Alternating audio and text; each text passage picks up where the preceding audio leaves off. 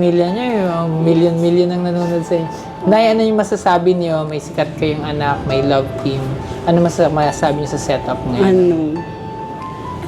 Ganun pa rin parang yung love team niyan. Ay, yung love team niyan. Okay naman. Okay naman yung ano nila ngayon ka. Nababantayan niyo po. Oo. Sabi ko, kung saan siya masaya, susuportahan na lang namin siya.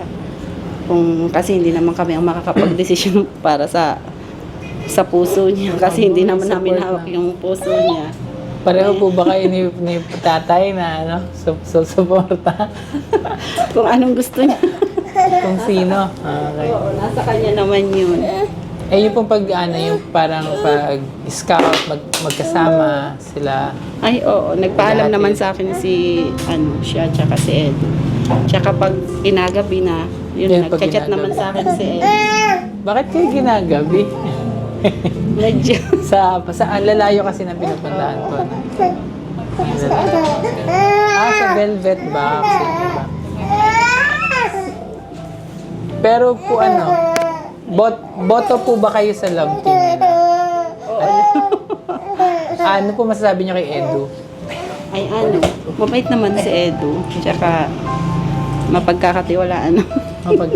Kung dumating po ang pagkakataon, di natin hinihiling, maraming hinihiling ang fans. Pag dumating ang pagkakataon na biglang sila pala napapangiti, ba't nahihilig ka kagad? Pag dumating ang pagkakataon na hindi natin inaasahan ng marami, na magiging sila po sa tunay na buhay, ay ano po yun para sa inyo? Papangiti si tatay, pasasalitain ka niya. Yung parang, sana nga, maging sila, kung ano man problema ang dumating yun, magpatiwala lang sa isa't isa, tsaka yung magtapos muna ng pag-aaral. Magtapos muna ng pag-aaral. Tatay, pag dumating ang pagkakataon na si Edu pala at si talaga sa totoong buhay na, kasi may mga ganong fans, nababasa ko po yun, nababasa ko sa comments. Yun po ba naiisip nyo ngayon o parang,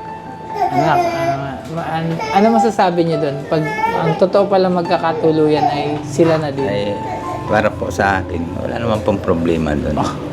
Ang importante lang, magtapos muna. Pag nakapagtapos na, wala man na kaming pipiliin kung sinong basta nagkakagustuhan. So kung nagustuhan niya si talaga at yun ang gusto niya, gusto ko, mami, gusto Nandun ko. kami lang sa kanya, nakasuporta.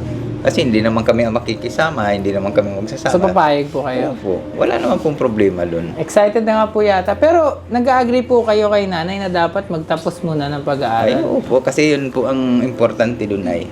Kaya kami nagsikap para makapagtapos. Para makapagtapos, hindi para magkaroon siya ng jowa lang. Kasi pag nakatapos, kung gusto mag-asawa, di mag-asawa na.